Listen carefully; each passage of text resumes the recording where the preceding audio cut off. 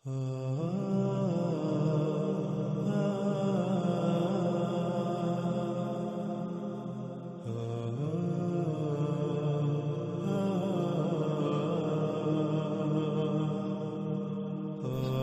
اللہ صلی اللہ علیہ وآلہ وسلم نے کہا، اس میں کچھ شک نہیں دجال کی چوٹی یعنی اس کا بلند ترین مقام سامنے سے تجھے اپنی طرف کھینچے گا، اپنے قریب کرے گا، اپنی طرف متوجہ کرے گا، تمہیں اپنی طرف دعوت دے گا، اور اس میں کچھ شک نہیں کہ قریب ہی کہے گا کہ میں تمہارا رب ہوں۔ پس جس نے کہا تو میرا رب ہے وہ اس کے فتنے میں پڑ گیا، اور جس نے کہا تو کذب کرتا ہے، میرا رب اللہ ہے، اسی پر توکل کرتا ہوں اور تیری حقیقت کھلنے پر اسی کی طرف پلٹتا ہوں، پس دجال اسے نقصان نہیں پہنچا سکے گا۔ ناظرین، اس روایت کو سمجھنے کے لیے اس روایت میں چند الفاظ ایسے ہیں کہ جن کو سمجھنا بہت ضروری ہے۔ جب تک ہم ان الفاظ کو نہیں سمجھیں گے تب تک ہم اس روایت کو گہرائی سے نہیں سمجھ سکیں گے، اور وہ پیغام جو محمد رسول اللہ صلی اللہ علیہ وآلہ وسلم نے اپنے ان الفاظ میں دیا، اس پیغام کو ہم نہیں سمجھ سکیں گے۔ تو رسول اللہ صلی اللہ علیہ وآلہ وسلم کے اس پیغام کو تفصیل اور گہرائی سے جاننے کے لیے ہم پر یہ بات فرض ہے کہ ہم اس روایت میں استعمال ہونے والے ان چند الفاظ کو ان کی گہرائی سے سمجھیں۔ ان میں سب سے پہلا لفظ آ جاتا ہے راس، اس کے بعد حب، پھر اس کے بعد لفظ آ جاتا ہے رب، اس کے بعد لفظ آ جاتا ہے افتتن یعنی فتنہ، پھر کذب، توکل اور لفظ انیب۔ تو ان میں سب سے پہلے ہم بات کرتے ہیں لفظ راس پر۔ راس کسے کہتے ہیں؟ جیسا کہ ناظرین ہم پچھلی ساتھ میں یہ بات جان چکے ہیں کہ راس کہتے ہیں کسی بھی شے کے بلند ترین مقام کو، کسی بھی شے کی چوٹی کو۔ مثلا اگر یہ لفظ انسانی جسم کے لیے استعمال کیا جائے گا تو انسانی جسم کا جو بلند ترین مقام ہے، جو چوٹی ہے، جو پیک ہے، اسے عربی میں راس کہا جائے گا۔ جیسے کہ انسانی جسم کا بلند ترین مقام وہ ہے جسے ہم سر کہتے ہیں، اس لیے جب یہ لفظ انسان کے لیے استعمال کیا جائے گا تو اس کا معنی انسان کا سر ہوگا، لیکن اس کا مطلب ہرگز یہ نہیں ہے کہ راس کا معنی یا راس کا ترجمہ سر ہے، نہیں، بلکہ راس کہتے ہیں کسی بھی شے کے بلند ترین مقام کو، کسی بھی شے کی چوٹی کو۔ پھر آگے آتا ہے لفظ حب۔ حب کہتے ہیں کسی شے کو اپنے قریب کرنے یا اپنی طرف کھینچنے کو، جیسے مقناطیسی کشش ہوتی ہے۔ مقناطیسی کشش کو یعنی مقناطیسی قوت کو بھی عربی میں حب کہتے ہیں۔ پھر آ جاتا ہے لفظ رب، یعنی رب کہتے ہیں اس ذات کو، یعنی وہ ذات جو کسی شے کو جب اس کا وجود نہ ہو وجود میں لائے، اس کے بعد اسے جس مقصد کے لیے وجود میں لایا اس مقصد کو پورا کرنے کے لیے اسے اس مقام پر لانا جس مقام پر آ کر وہ اس مقصد کو پورا کر سکے جس مقصد کے لیے اسے خلق کیا گیا، اور اس کی تمام تر ضروریات کو خلق کر کے اسے مہیا کرنے والی ذات۔ قرآن میں اللہ سبحانہ و تعالی نے بچے کے لیے اس کے والدین کو اس کا رب کہا، جیسا کہ آپ سورہ بنی اسرائیل کی آیت نمبر 24 میں دیکھ سکتے ہیں، ربی ارحمہما کما ربیانی صغیرا، یعنی اے میرے رب ان دونوں پر رحم کر، یعنی ان دونوں کی حفاظت کر، بالکل اسی طرح جس طرح جب میں چھوٹا تھا تو میرے رب ہونے کے ناطے انہوں نے میری حفاظت کی۔ اللہ سبحانہ و تعالیٰ نے والدین کو بچے کے لیے رب اس لیے کہا کیونکہ جب بچے کا وجود نہیں ہوتا تو والدین اسے وجود عطا کرتے ہیں، اس کے بعد بچہ ہر لحاظ سے والدین کا محتاج ہوتا ہے، والدین اس کی تمام ضروریات اسے مہیا کرتے ہیں۔ اگر والدین اسے کھلائیں گے تو بچہ کھائے گا، ورنہ بچہ بھوکا مر جائے گا، خود سے کچھ بھی نہیں کر پائے گا۔ بالکل اسی طرح بچے کی جتنی بھی ضروریات ہیں ہر لحاظ سے بچہ والدین کا محتاج ہوتا ہے، اس لیے اللہ سبحانہ و تعالیٰ نے والدین کو بچے کے لیے اس کے رب کہا۔ جب ایک بچہ چھوٹا ہوتا ہے تو وہ والدین کا محتاج ہوتا ہے، یوں ایک انسان جب بچہ تھا تو اللہ اس کے والدین کی صورت میں اس کا رب تھا، اور جیسے جیسے انسان خود مختار ہوتا جائے تو ویسے ویسے اللہ سبحانہ و تعالی نے اسے خود کو فطرت کا محتاج بنانے کا حکم دیا، کیونکہ باشعور اور بااختیار ہوتے ہی جیسے وہ پہلے والدین کا محتاج تھا تو اللہ اس کا رب تھا، بالکل اسی طرح اب وہ اگر خود کو فطرت کا محتاج بنائے گا تو اس کا رب اللہ ہوگا، ورنہ وہ خود کو جس کا محتاج بنائے گا وہی اس کا رب کہلائے گا۔ اسی کا حکم اللہ سبحانہ و تعالی نے قرآن میں کئی مقامات پر دیا کہ ہر طرف سے کٹ کر یکسو ہو کر فطرت پر قائم ہو جاؤ، اور اسی کو اللہ سبحانہ و تعالی نے اصل دین قرار دیا، جس کا اکثریت کو شعور ہی نہیں ہے، اکثریت کو علم ہی نہیں ہے کہ دین کیا ہے۔ دین ہے فطرت پر قائم ہونا، خود کو فطرت کا محتاج بنانا، ہر لحاظ سے فطرت پر ہی توکل کرنا، فطرت پر انحصار کرنا۔ پھر ناظرین آگے لفظ آ جاتا ہے فتنہ۔ ناظرین فتنے کو سمجھنے کے لیے ہم ایک مثال کا سہارا لیتے ہیں۔ مثال کے طور پر ایک ایسی شے جو مارکیٹ میں یعنی بازار میں بہت مقبول ہو، کوئی بھی جائے، خواہ وہ بچہ ہو، بڑا ہو یا بوڑھا، کوئی بھی جائے وہ قیمت ادا کرے گا اور اس شے کو لے آئے گا۔ لیکن ایسا ہو اب مارکیٹ میں وہی شے جعلی یعنی نقلی بھی آ جائے اور اتنی زیادہ تعداد میں آ جائے کہ اس کے مقابلے میں اصل بہت کم اور اصل کی پہچان بہت مشکل ہو جائے، تو اب جو بھی خریدنے جائے گا ممکنہ طور پر نقلی ہی خرید کر لائے گا، جس سے یہ علم ہو گیا کہ مارکیٹ میں اصل کے مقابلے میں نقلی شے بھی آ چکی ہے۔ تو ناظرین کسی بھی شے کی جب نقل تیار کی جاتی ہے وہ ایسی نہیں بنائی جاتی کہ وہ خود بول کر کہے کہ میں نقلی ہوں، بلکہ نقل ایسی تیار کی جاتی ہے کہ اصل شے بھی نقل کے مقابلے میں نقل نظر آئے۔ ایسی صورت میں کوئی بھی جب اس شے کو خریدنے جائے، خواہ وہ کتنے ہی علم والا ہی کیوں نہ ہو، اس پر امتحان آ جائے گا کہ آیا ان میں سے کون سی اصلی ہے اور کون سی نقلی۔ اس طرح امتحان میں پڑھنے کو عربی میں فتنہ کہتے ہیں، اور نقل کو اختیار کر لینے کو فتنے میں پڑ جانا یعنی فتنے کا شکار ہو جانا کہلاتا ہے۔ ناظرین اگلا لفظ آ جاتا ہے کذب۔ کذب کہتے ہیں اللہ کی آیات جو کہ تمام کی تمام مخلوقات سمیت ہر وہ شے جس سے انسان اللہ کو جان سکے، اللہ کو پہچان سکے، پر ایمان لانے کے بجائے ان کا کفر کرنا، یعنی اس بات کو تسلیم کرنے سے انکار کر دینا کہ یہ تمام کی تمام آیات جو کہ تمام کی تمام مخلوقات اللہ کی آیات ہیں، ان کو اللہ سبحانہ و تعالیٰ نے کسی نہ کسی مقصد کے لیے خلق کیا، اور جس مقصد کے لیے خلق کیا اس مقصد کو پورا کرنے کے لیے ان سب کو ان کے مقامات پر رکھ دیا۔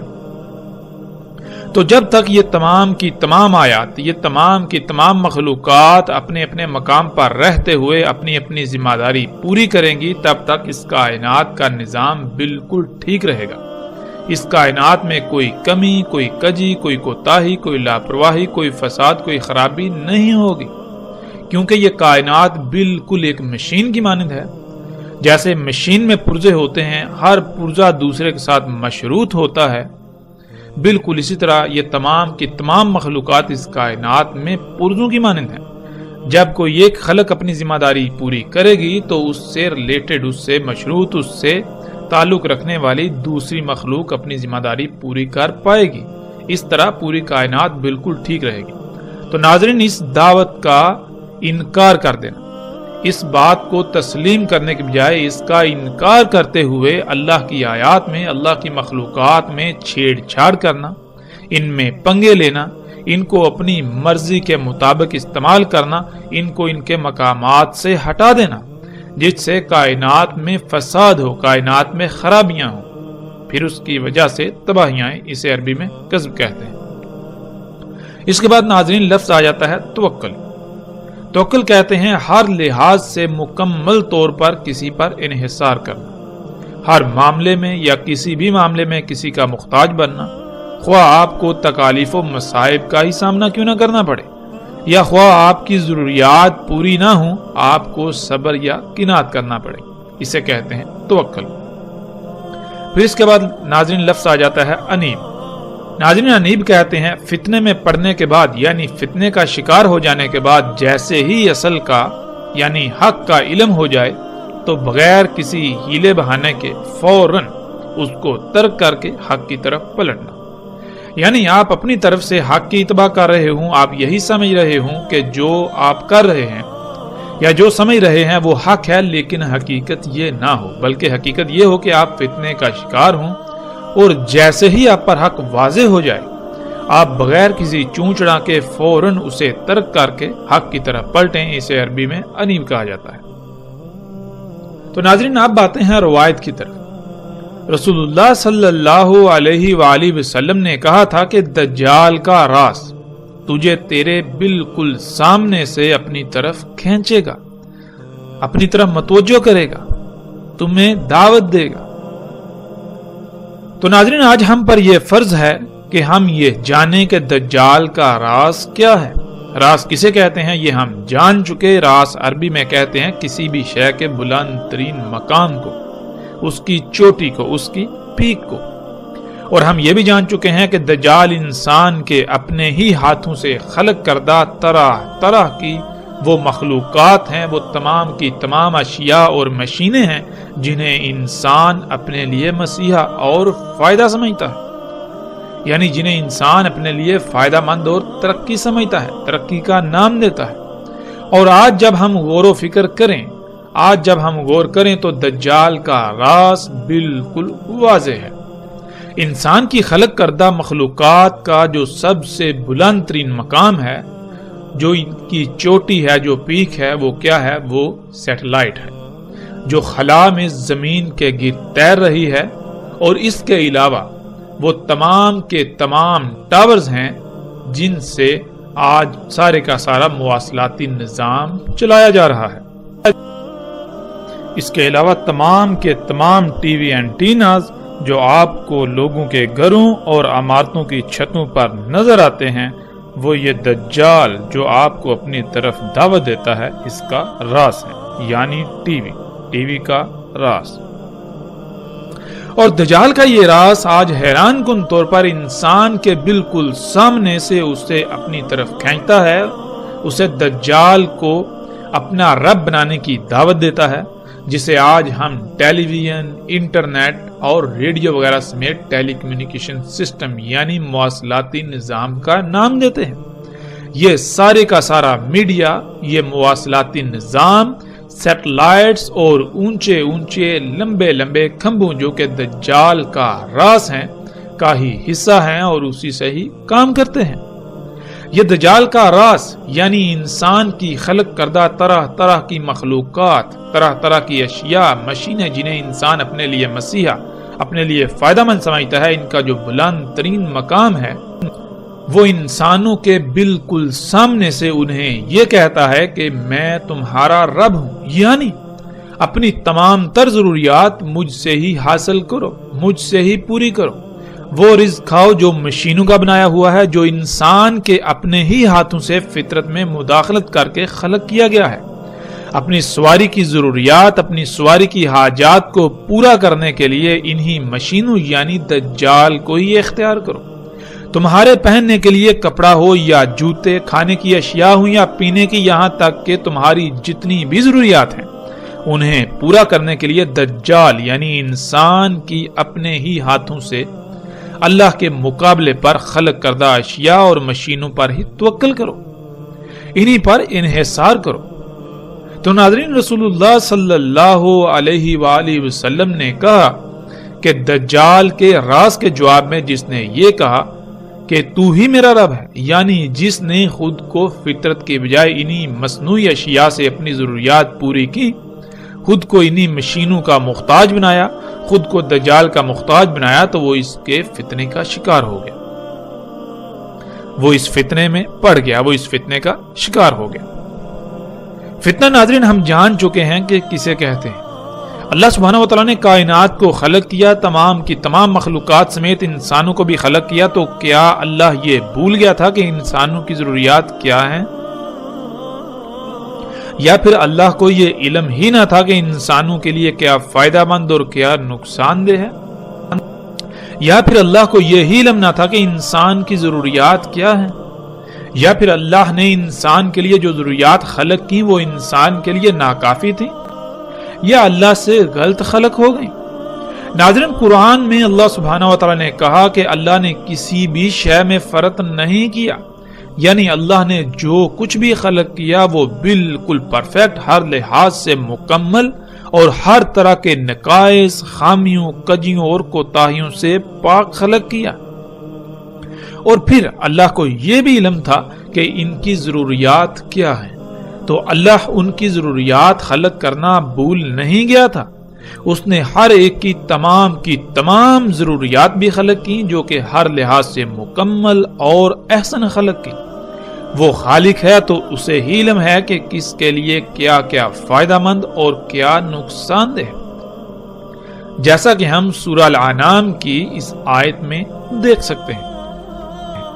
اور نہیں زمین میں وہ جتنے بھی حرکت کرنے والے جاندار ہیں، اور نہ ہی فضا میں تیرنے والے جو اپنے پروں سے فضا میں تیرتے ہیں، مگر وہ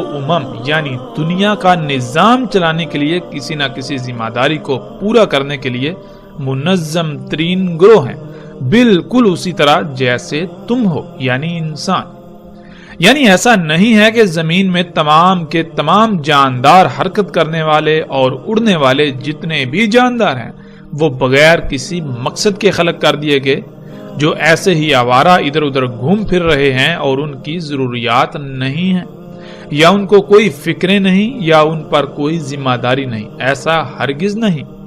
بلکہ وہ تمام کے تمام منظم ترین گروہوں کی حیثیت سے اپنی اپنی ذمہ داری کو آسان طریقے سے پورا کر رہے ہیں، اور ان کی بھی بالکل تمہاری ہی طرح کی ضروریات ہیں۔ تو کیا تم نے کبھی ان کو ایسا کرتے دیکھا جیسا تم کر رہے ہو؟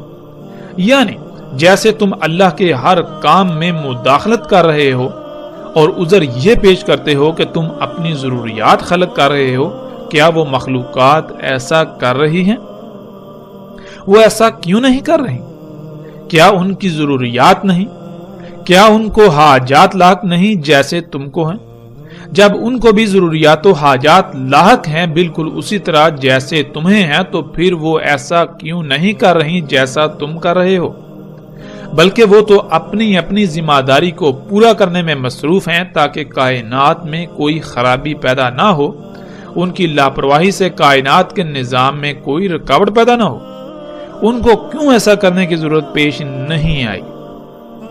آگے اللہ سبحانہ و تعالیٰ اس کا جواب یوں دیتے ہیں،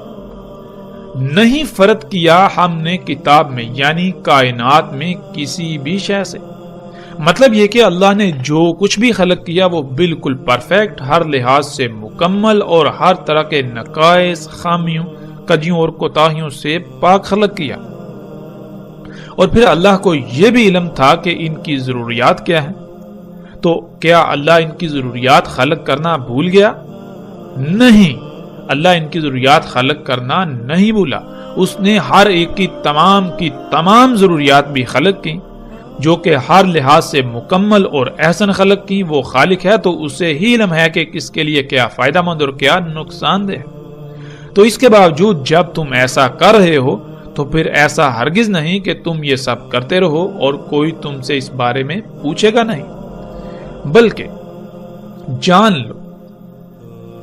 پھر ان کے رب کی طرف ہی اکٹھا کیا جانا ہے۔ یعنی تمہیں یہاں جو ایک محدود متعین مدت دی گئی ہے، جیسے ہی یہ ختم ہوگی تو تمہیں ان مخلوقات کے رب کی طرف اکٹھا کیا جائے گا۔ تب تم سے پوچھا جائے گا کہ کیا تمہارے رب نے تمہاری ضروریات خلق نہیں کی تھی، جو تم کو خود سب کچھ خلق کرنا پڑا؟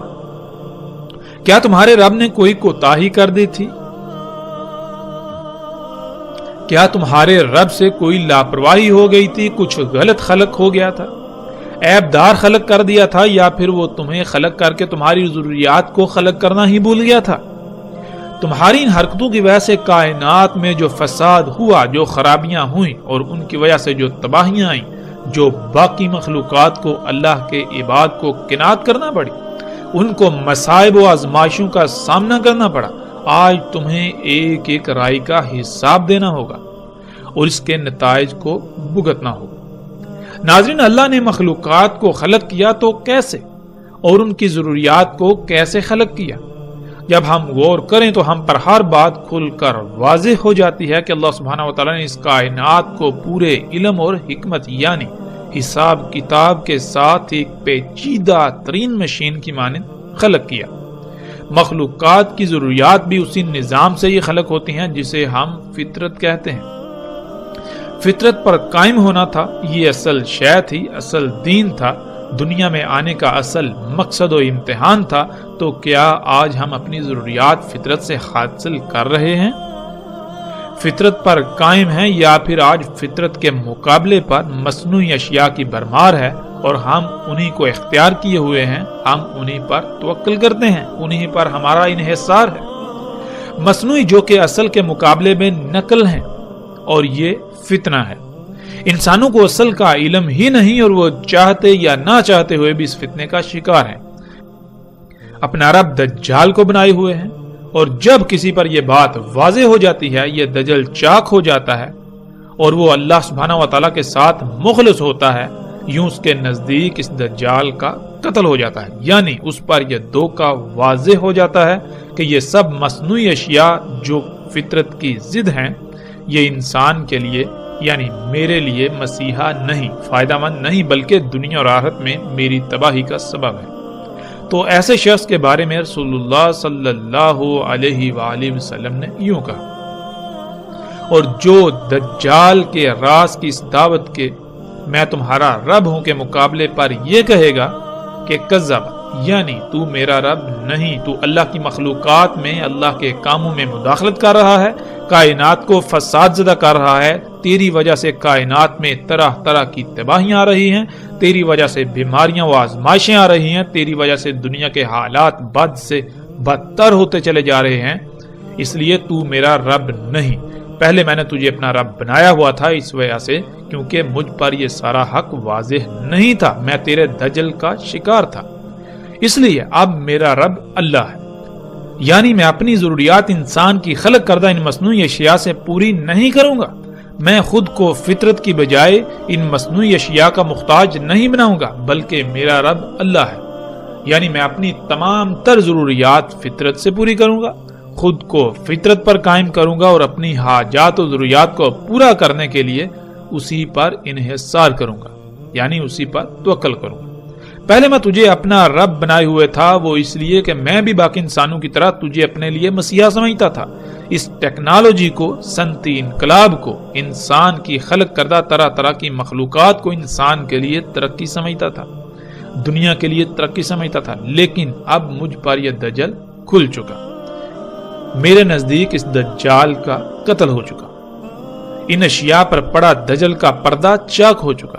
اس لیے اب میں بغیر کسی ہیلے بہانے کے اپنے رب کی طرف پلٹتا ہوں۔ تو رسول اللہ صلی اللہ علیہ وآلہ وسلم نے کہا کہ پس دجال اسے کوئی نقصان نہیں پہنچا سکے گا، یعنی پہلے وہ دجال کو رب بنانے کی وجہ سے طرح طرح کی بیماریوں، تکالیف، مصائب، الجھنوں، جھنجھٹوں وغیرہ کا شکار تھا، انسانوں کی غلامی کا شکار تھا، دن رات دجال کی غلامی میں دھنسا ہوا تھا، آزاد ہو کر بھی آزاد نہیں تھا، تو اب اس کے لیے یہ سب نہیں ہوگا، وہ ہر لحاظ سے ایک آزاد اور اللہ سبحانہ و تعالیٰ کا غلام شخص ہوگا۔ ناظرین، سب پر فرض ہے کہ غور و فکر کریں اور دیکھیں کہ کیا آپ دجال کو اپنا رب نہیں بنائے ہوئے؟ کیا آپ اپنی ضروریات کو پورا کرنے کے لیے فطرت پر انحصار کرتے ہیں یا پھر اللہ کے مقابلے پر، فطرت کے مقابلے پر انسان کی اپنے ہی ہاتھوں سے خلق کردہ طرح طرح کی اشیاء سے، انہی مشینوں پر انحصار کرتے ہیں؟ کیا کبھی آپ نے غور کیا کہ اپنی ضروریات کو پورا کرنے کے لیے جس شے پر آپ انحصار کر رہے ہیں، جسے آپ اختیار کر رہے ہیں، وہ کیسے وجود میں آئی؟ اس کی تخلیق سے کائنات میں کس قدر فساد ہوا، کتنی مخلوقات کا قتل عام ہوا، اور زمین و آسمانوں میں اللہ کے قائم کردہ میزان میں کتنا خسارہ ہوا، کس قدر فساد ہوا۔ غور کیجئے اس سے پہلے کہ دیر ہو جائے۔ آج آپ کے پاس وقت ہے، جب یہی وقت ختم ہو جائے گا تو پھر سوائے پچھتاوے کے کچھ نہ رہے گا۔ دجال کے راز کو پہچانے یہ دن رات کیا دعوت دیتا ہے؟ کسی اپنا رب بنانے کی طرف دعوت دیتا ہے۔ ناظرین، بہت سے لوگوں کا کہنا یہ ہے کہ ہم اس سائنسی اور ترقی یافتہ دور کو چھوڑ کر پتھر کے دور میں چلے جائیں۔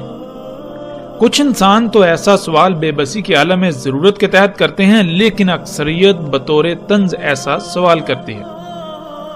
ایسی اکثریت خود کو عقل مند اور سامنے والے کو بیوقوف سمجھتی ہے، لیکن حقیقت میں بیوقوف کون ہے یہ جاننا بالکل بھی مشکل نہیں۔ ناظرین، پتھر کے دور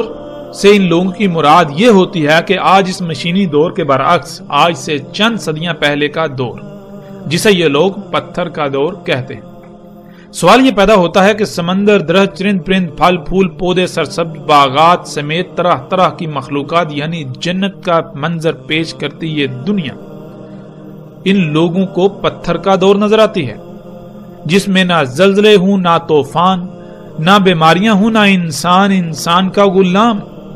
جس میں رشتے ناتوں کی قدر اور اپنی جان سے زیادہ دوسرے کی جان کی فکر ہو۔ اس طرح اگر بات کی جائے تو خصوصیات کے انبار لگتے جائیں، الفاظ ختم ہو جائیں، مگر خصوصیات بیان کرتے کرتے ختم نہ ہوں۔ اسے یہ لوگ پتھر کا دور کہتے ہیں اور جہالت کا دور کہتے ہیں۔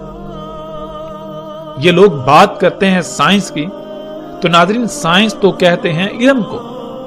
تو عقل کے اندھو تمہاری سائنس، تمہارا علم جسے تم ترقی کہتے ہو، وہ تو خود پتھر کے دور کی محتاج ہے۔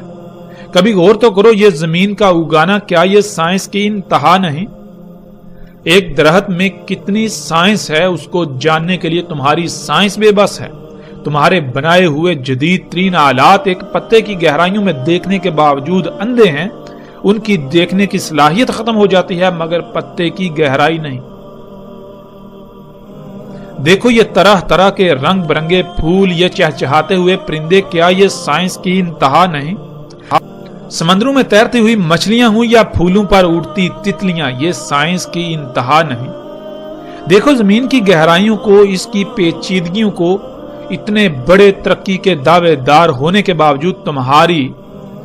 مشینیں اندھی اور بے بس کیوں ہو جاتی ہیں؟ کیا یہ سائنس کی انتہا نہیں؟ میرے رب کی تخلیقات کو پتھر اور جہالت کا دور کہتے ہو اور اس کا شریک بنے ہوئے یعنی اس کے کاموں میں مداخلت کرتے ہوئے دنیا کو جہنم سے بدتر بنا کر اسے ترقی کا نام دیتے ہو۔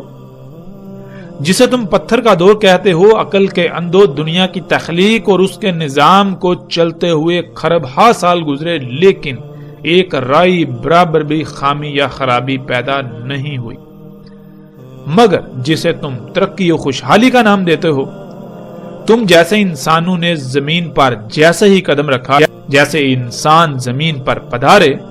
تو زمین کا سارا نظام ہی درہم برہم کر دیا۔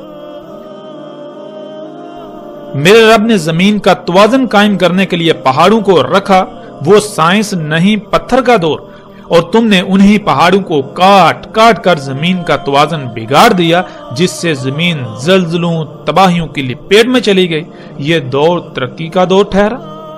واہ کیا سائنس و ترقی ہے تمہاری۔ میرے رب نے انسانوں کی ضروریات خلق کی، ان کے استعمال سے کبھی کوئی بیماری لاحق نہ ہوئی، کسی بھی انسان کو کوئی خرابی نہ ہوئی، یہاں تک کہ پیٹ تک نہ پھولا۔ اور یہ حضرت انسان ہے کہ اسی رب کے کاموں میں مداخلت کر کے اسی کی مخلوقات کو فساد زدہ کرتا ہے اور پھر الٹا الزام اسی پر عائد کرتا ہوا خود کو ترقی و خوشحالی پسند قرار دیتا ہے، اور اس کے بعد مزید فساد کے لیے اپنی راہ ہموار کرتا ہوا اپنے ہم نوا تیار کرتا ہے۔ آج جو تم مصنوعی طریقوں سے خلق کر کے ترقی کے دعوے کر رہے ہو، اس ترقی کا پول تو ہم ہر لحاظ سے آئندہ ایک ساتھ میں کھولیں گے، لیکن یہاں یہ بتانا ضروری ہے کہ اے حضرت مفسد انسان، جس علم کی بنیاد پر تو ترقی کا دعوے دار بنا پھرتا ہے، اس علم کے حصول کے لیے بھی تو اسی پتھر کے دور کا محتاج ہے، تو اسی پتھر کے دور کی مخلوقات کا ہی محتاج ہے۔ انہی کی چیر پھاڑ کر کے جو قوانین فطرت تو دریافت کرتا ہے، اسی کی بنیاد پر تیرا دعویٰ کھڑا ہے، ذرا اپنے نیچے تو جھانک۔ اے حضرت مفسد انسان، پہلے اپنی اوقات تو بتا، تیرا اپنا وجود ہی اسی دور سے مشروط ہے جسے تو پتھر و جہالت کا دور کہتا ہے۔ اے حضرت مفسد انسان، تجھے جو وقت دیا تھا، جو مدت تیرے لیے معین کی تھی، جان لے وہ مدت آج پوری ہو چکی۔ اب تو صرف اتنا ہی وقت ہے جتنا خواب کے دوران بیدار ہونے میں ہوتا ہے۔ اے حضرت مفسد انسان، ترقی کا دعوے دار انسان، تو کتنا عقل مند ہے اس کا اندازہ کیا کرنا؟ تیرے اعمال خود چیخ چیخ کر تیری عقل مندی کی پول کھول رہے ہیں۔ ترقی کے نام پر ایک دعویٰ کرتا ہے، ایک منصوبہ بندی کرتا ہے، جب اس پر عمل کرتا ہے تو وہی منصوبہ بندی الٹا تیرے گلے پڑ جاتی ہے، اور پھر بہانہ یہ بناتا ہے کہ جو پہلو آج عمل کے ذریعے سامنے آیا، جس وجہ سے نقصان اور تباہی کا سامنا کرنا پڑا، وہ پہلو تھیوری کے وقت سامنے نہیں آ سکا، اس لیے نقصان کا سامنا کرنا پڑا۔ اے حضرت مفسد انسان، ترقی کے دعوے دار انسان، چل، تیرا یہ بہانہ قبول کیا، لیکن یہ کیا؟ جب تو آئندہ غلطی نہ کرنے اور اپنی تھیوری کو پرفیکٹ ہونے کے دعوے کے ساتھ جب بھی عمل کے میدان میں اترتا ہے تو پھر وہی ہوتا ہے، اور یہی کرتے کرتے تو نے آج اس دنیا کی کسی ایک مخلوق کو بھی ٹھیک نہیں چھوڑا۔ تو نے اس دنیا کی تمام مخلوقات کو فساد زدہ کر دیا، ان کو عیب زدہ کر دیا، ان کے اندر خرابیاں پیدا کر دی۔ پوری دنیا، زمین و آسمانوں کو فساد زدہ کر دیا، ان میں خرابیاں کر دی، زمین کی ایسی حالت کر دی کہ ان قریب اس کا انجام وہی جہنم ہے جس کا تجھ سے وعدہ کیا گیا ہے۔ ناظرین، جیسے جیسے ہم آگے بڑھیں گے اس موضوع پر پوری تفصیل کے ساتھ ہر پہلو سے کھل کر بات کریں گے، لیکن اب ہم پلٹتے ہیں اپنے موضوع کی طرف۔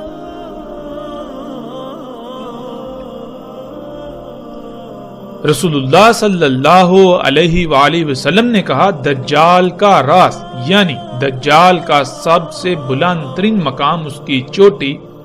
جیسے کہ درخت کی شاخ۔ ناظرین، ہم جان چکے ہیں راز کہتے ہیں کسی بھی شے کی چوٹی یا بلند ترین مقام۔ جیسے انسانی جسم کا بلند ترین مقام سر ہے، اس لیے جب یہ لفظ انسان کے لیے استعمال ہوتا ہے تو اس کے معنی انسان کا سر کے ہوں گے۔ دجال کا راز یعنی دجال کا بلند ترین مقام، جب ہم غور و فکر کریں تو بالکل واضح ہو جاتا ہے کہ دجال جو کہ آج کا میڈیا ہے، ٹی وی ہے، ریڈیو ہے، ٹیلی فون وغیرہ ہے، ان سب کا بلند ترین مقام، اس ٹیکنالوجی کا، انسان کی ایجادات کا جو بلند ترین مقام ہے، ان کا اینٹینا ہوتا ہے، اور وہ بالکل ایسے ہے جیسے درخت کی شاخ ہو۔ جیسے دجال کا راز سیٹلائٹ، اس کو آپ دیکھیں تو وہ بالکل ایسے ہے جیسے کہ درخت کی شاخ ہو۔ آپ کے ارد گرد نصب لمبے لمبے کھمبے، ان کے اوپر جو لگے ہوئے اینٹینے ہیں، جب آپ ان کو دیکھیں تو وہ بالکل ایسے ہیں حیران کن طور پر جیسے کہ درخت کی شاخ ہوں۔ اور آپ یہ تصاویر سکرین پر دیکھ رہے ہیں۔ ناظرین، آپ ذرا تصور کریں کہ اینٹینا کے بارے میں 14 صدیاں قبل بات کرنا مقصود ہوتا، جب اس کا کوئی وجود اور تصور تک بھی نہیں تھا، تو اس سے بہتر کوئی اور الفاظ ہو سکتے تھے جو محمد رسول اللہ صلی اللہ علیہ وآلہ وسلم نے اس وقت استعمال کیے۔ جس شے سے ان چیزوں کو تشبیہ دی، کیا اس سے بہتر کوئی اور شے ہو سکتی تھی جو اس وقت بھی اپنا وجود رکھتی ہے اور آج بھی؟ اینٹیناز یعنی دجال کے راز جتنے بھی ہیں وہ کسی نہ کسی درخت کی شاخ سے ضرور مماثلت رکھتے ہیں، یہاں تک کہ سیٹلائٹ جو کہ دجال کا راز ہے، آپ اس میں بھی غور کریں، اسے بھی دیکھیں تو وہ بھی آپ کو بالکل ایک درخت کی شاخ ہی کی طرح نظر آئے گی، جیسا کہ آپ اپنی سکرین پر تصاویر دیکھ رہے ہیں۔ رسول اللہ صلی اللہ علیہ وآلہ وسلم نے کہا، اس میں کچھ شک نہیں، وہ دجال نکلے گا شام اور عراق کے درمیان خالی جگہ سے، پس وہ تباہی پھیلائے گا دائیں جانب، یعنی ہر شے میں خرابیاں کر دے گا، فصلوں میں خامیاں خرابیاں کر دے گا، جانوروں انسانوں کو بیماریاں زدہ کر دے گا،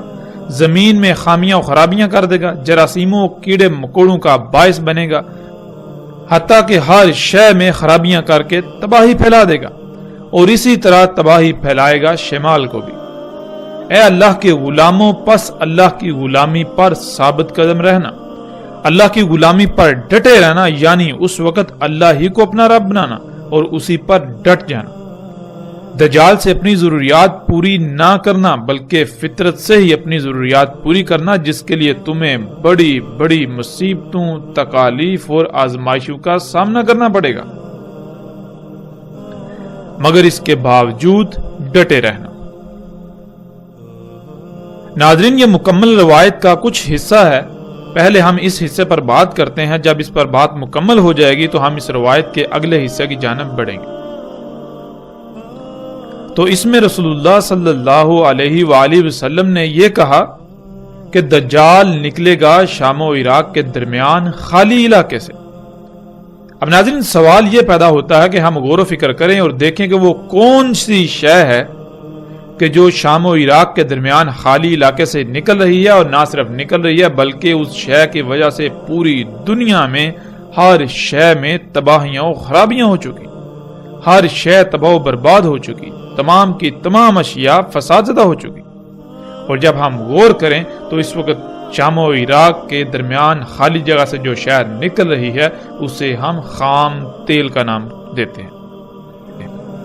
خام تیل سے نکلنے والے مختلف ایندھنوں سے گاڑیاں، فیکٹریاں اور کارخانے وغیرہ چلتے ہیں، جن کے دھوئیں سے فضا انتہائی زہریلے مادوں سے بھر چکی ہے، جو طرح طرح کی بیماریوں کا باعث بن رہی ہے۔ خام تیل کے نکلنے سے پوری دنیا کے معاش میں تباہی برپا ہو چکی ہے۔ خام تیل سے ہی نکلنے والے طرح طرح کے کیمیائی اجزاء کو آج تمام خوراکوں میں ملا کر انہیں ظاہراً تو خوشنما لیکن در حقیقت زہر بنا دیا گیا ہے، جسے کھانے والا ہر کوئی طرح طرح کی بیماریوں میں مبتلا ہے۔ خام تیل سے نکلنے والے اجزاء سے کھادیں بنتی ہیں جنہوں نے زمین کی پیدا کرنے کی صلاحیت کو تباہ و برباد کر دیا۔ خام تیل سے ہی نکلنے والے اجزاء سے طرح طرح کے کیڑے مکوڑے پیدا ہو کر مخلوقات کے لیے بیماریوں کا باعث بن رہے ہیں۔ خام تیل سے ہی نکلنے والے کیمیائی اجزاء سے ادویات تیار کی جاتی ہیں جو کہ دوا کے نام پر زہر ہیں، جو ایک بیماری سے وقتی طور پر نجات دلاتی ہیں، لیکن وہی ادویات جو کہ خام تیل سے وجود میں آتی ہیں وہ درجنوں نئی بیماریوں کا باعث بنتی ہیں۔ خام تیل سے ہی آج ہر قسم کا کپڑا بنایا جا رہا ہے جو انتہائی نقصان دہ ہے۔ خام تیل سے ہی ہر طرح کا بارودی مواد بنایا جاتا ہے جس سے پوری دنیا تباہ و برباد ہو رہی ہے، پوری دنیا تباہ کن جنگوں کی لپیٹ میں ہے، جس سے شہروں کے شہر کھنڈرات میں بدل چکے ہیں۔ خام تیل کے نکلنے سے ہی آج دنیا میں کوئی ایک شے بھی فطرت پر نہیں رہی، ہر شے میں فساد ہو چکا ہے۔ خام تیل کے نکلنے سے ہی زمین کھوکھلی ہو کر جگہ جگہ سے دنس رہی ہے۔ خام تیل کے نکلنے سے ہی آج زلزلے آ رہے ہیں، یہاں تک کہ خام تیل سے ہونے والے فساد و تباہی کا اندازہ لگانا ناممکن ہو چکا ہے۔ اور ایسی صورتحال میں رسول اللہ صلی اللہ علیہ وآلہ وسلم نے اللہ کے غلاموں کو ثابت رہنے کی تلقین کی۔ آج ہم دیکھیں تو پوری دنیا میں جتنی بھی ٹیکنالوجی ہے، جتنی بھی اشیاء ہیں جن کو انسان اپنے لیے مسیحا کہتا ہے، وہ تمام کی تمام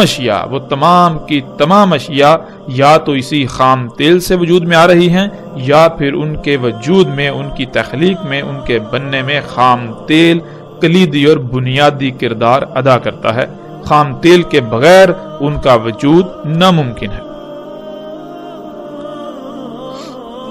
وہ آپ کے پہننے کے لیے کپڑے ہوں یا آپ کے پہننے کے لیے جوتے، وہ نہانے کے لیے صابن ہو یا گھر کی صفائی کا سامان، وہ گھروں میں جو آپ رنگ کرتے ہیں، پینٹس کرتے ہیں وہ ہوں، یا کسی قسم کی بھی کوئی شے، ہر شے ہی اس وقت خام تیل سے وجود میں آ رہی ہے۔ ظاہراً تو اس خام تیل سے دنیا جنت کا منظر پیش کر رہی ہے، لیکن حقیقتاً اگر اس کے پیچھے دیکھا جائے، اس کے پس منظر میں دیکھا جائے تو اسی کی وجہ سے پوری دنیا طرح طرح کی بیماریوں، مصیبتوں، تکلیفوں سے بھر چکی ہے۔ پوری دنیا کو طرح طرح کی تباہیوں کا اسی ہی کی وجہ سے سامنا کرنا پڑ رہا ہے۔ اسی خام تیل سے حاصل ہونے والے ایندھن سے جب کارخانے چلتے ہیں تو وہی کارخانے طرح طرح کی زہریلی گیسیں خارج کرتے ہیں۔ ان گیسوں کی وجہ سے یہ فضا جس میں ہم سانس لیتے ہیں وہ انتہائی فساد زدہ ہو چکی ہے، اتنی زہریلی ہو چکی ہے کہ اس کی وجہ سے پوری دنیا میں ہر سال اگر انسانوں کو دیکھا جائے تو کم سے کم 1 کروڑ سے زائد انسان موت کا شکار ہو رہے ہیں، اور پوری دنیا کی 96% سے زیادہ آبادی اسی خام تیل سے خارج ہونے والی طرح طرح کی زہریلی گیسوں کی وجہ سے طرح طرح کی بیماریوں کا شکار ہے۔ اس کے علاوہ اس دنیا کی کوئی ایک بھی مخلوق ایسی نہیں کہ جو اس کے فساد سے پاک ہو، اس سے اسے نقصانات کا سامنا نہ کرنا پڑ رہا ہو۔ تو ایسی صورت میں جب اس وقت پوری کی پوری دنیا مصنوعی اشیاء سے اسی خام تیل کی وجہ سے بھر چکی ہے تو رسول اللہ صلی اللہ علیہ وآلہ وسلم نے مومنوں سے کہا تھا کہ تم ثابت قدم رہنا، اللہ کی غلامی پر ڈٹے رہنا۔ اس وقت ایسے حالات میں جب تم اللہ سبحانہ و تعالیٰ کی غلامی پر ڈٹو گے تو یہ انتہائی مشکل ہوگا۔ اور آج جب ہم غور و فکر کریں، نہ صرف آج ہم اسی وقت میں موجود ہیں بلکہ اگر آج اللہ سبحانہ و تعالیٰ کی غلامی اختیار کی جائے، فطرت پر قائم ہونے کی کوشش کی جائے تو یہ انتہائی مشکل ہے۔ جب رسول اللہ صلی اللہ علیہ وآلہ وسلم نے یہ کہا تو اس کے جواب میں اصحاب رسول نے سوال کیا کہ یا رسول اللہ صلی اللہ علیہ وآلہ وسلم وہ کتنا عرصہ زمین میں رہے گا؟ تو رسول اللہ صلی اللہ علیہ وآلہ وسلم نے جواب دیا 40 یوم، یوم جیسے سال اور یوم جیسے مہینہ اور یوم جیسے ہفتہ اور باقی ایام جیسے تمہارے ایام۔ کہا ہم نے اے اللہ کے رسول صلی اللہ علیہ وآلہ وسلم بس اس یوم جو سال جیسا ہوگا کیا ہمیں کافی ہوگی اس میں ایک یوم کی صلاح؟ رسول اللہ صلی اللہ علیہ وآلہ وسلم نے جواب دیا نہیں، قدر کر لینا اس کی جیسے اس کی قدر ہے،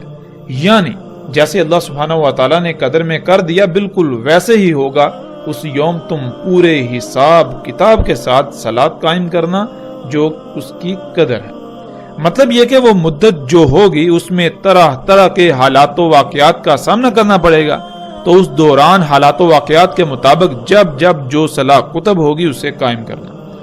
جواباً پوچھا گیا کہ یا رسول اللہ صلی اللہ علیہ وآلہ وسلم اس کی زمین میں تیز رفتاری کیا ہوگی؟